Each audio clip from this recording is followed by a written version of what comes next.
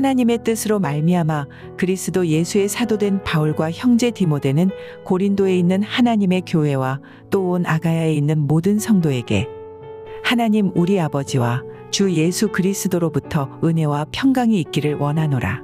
찬송하리로다. 그는 우리 주 예수 그리스도의 하나님이시여 자비의 아버지시여 모든 위로의 하나님이시며 우리의 모든 환난 중에서 우리를 위로하사 우리로 하여금 하나님께 받는 위로로서 모든 환난 중에 있는 자들을 능히 위로하게 하시는 이시로다.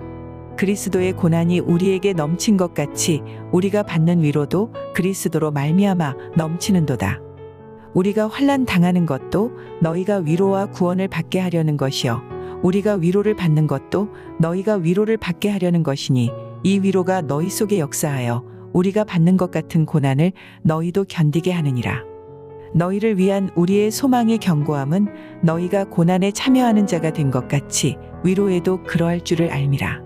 형제들아, 우리가 아시아에서 당한 환난을 너희가 모르기를 원하지 아니하노니 힘에 겹도록 심한 고난을 당하여 살 소망까지 끊어지고 우리는 우리 자신이 사형 선고를 받은 줄 알았으니 이는 우리로 자기를 의지하지 말고 오직 죽은 자를 다시 살리시는 하나님만 의지하게 하심이라.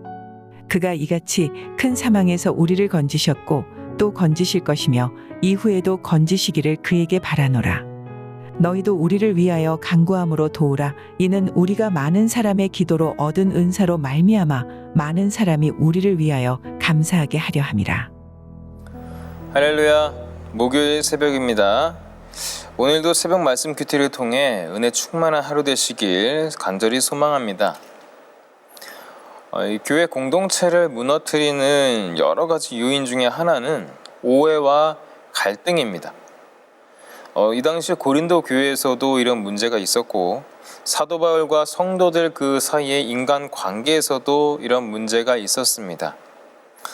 바울에 대한 여러 오해가 자꾸만 문제화되다 보니까 이것을 해결하기 위해서 바울이 직접 고린도 교회에 쓴 편지가 바로 오늘 우리가 살펴볼 고린도 후서입니다. 이 고린도 교회에는 바울의 사도권에 반발하는 성도들이 있었는데요.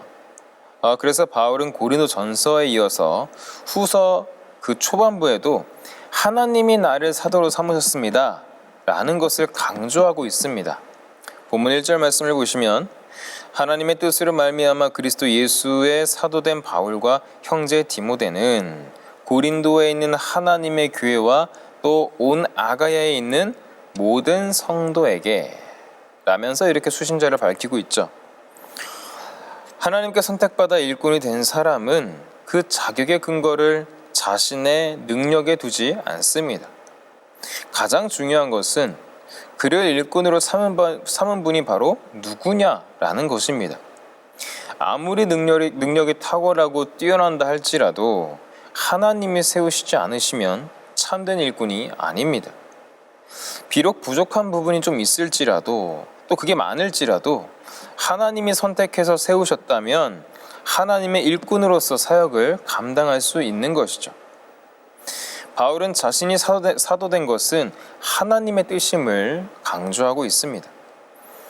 그리고 편지를 받는 고린도 교회를 비롯해 아가야의 성도들을 향해서 바울은 하나님의 교회라고 지칭합니다. 이 교회의 주도권은 그 교회 지도자에게 있는 것도 성도에게 있는 것도 아닙니다.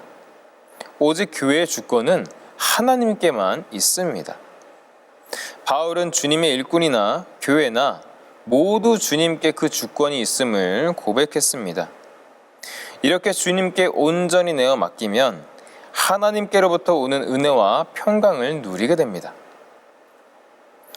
본문 3절과 7절을 보시면 위로라는 그 단어가 10번이나 등장을 합니다.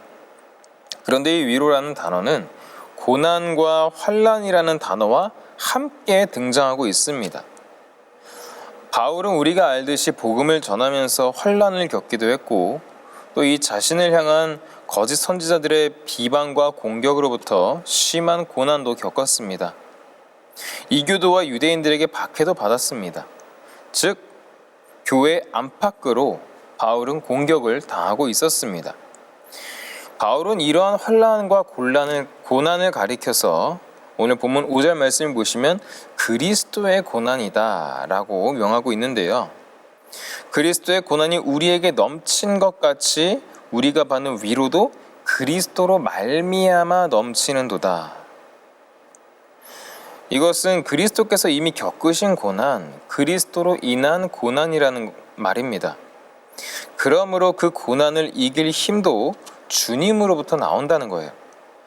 위로라고 번역된 이 파라클레시스라는 이 단어는 옆에서 돕는다라는 의미입니다.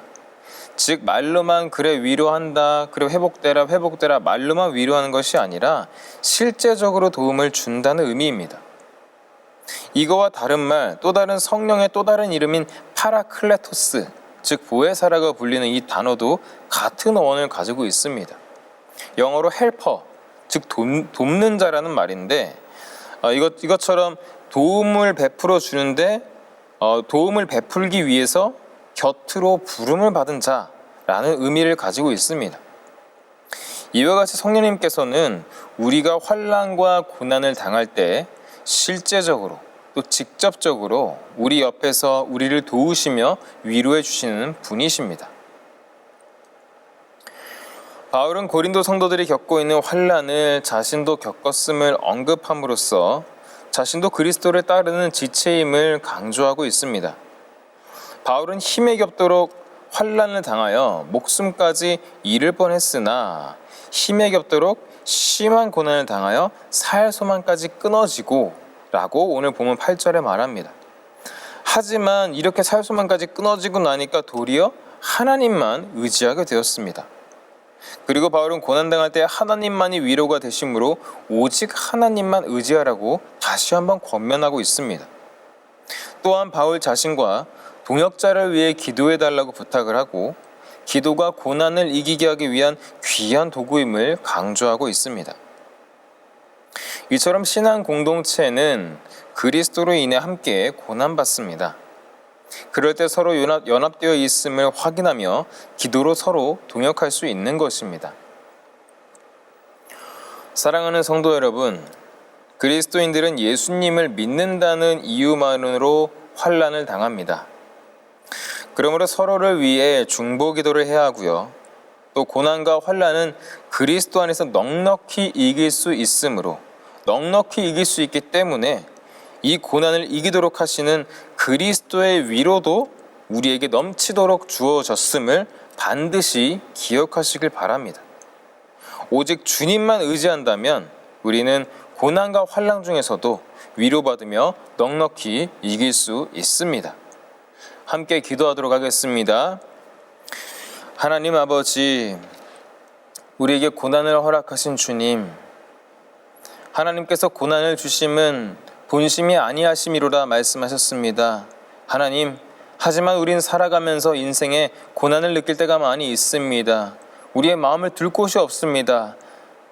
이러한 저희들의 연약함을 주님께서 기억하시고 주님, 때를 따라 돕는 은혜를 허락하시며 이를 위해서 중보자 되시는, 위로자 되시는 성령님을 보내주심을 주님 믿습니다. 우리 옆에 계셔서 실제적으로 곁에서 위로해 주시는 분이 성령 아버지 하나님인 줄 믿습니다. 고난이 있은 만큼, 고난이 강한 만큼 하나님의 위로 또한 강함을 저희가 알고 있습니다. 오늘 배웠습니다. 주님 함께 하시고 그 위로자 되시는 성령님만 붙들고 나아갈 수 있도록 그 성령님께 위로를 받으며 체험하며 하나님과 동행할 수 있는 저와 우리 성도님들 될 수 있도록 아버지 하나님 함께하여 주시옵소서.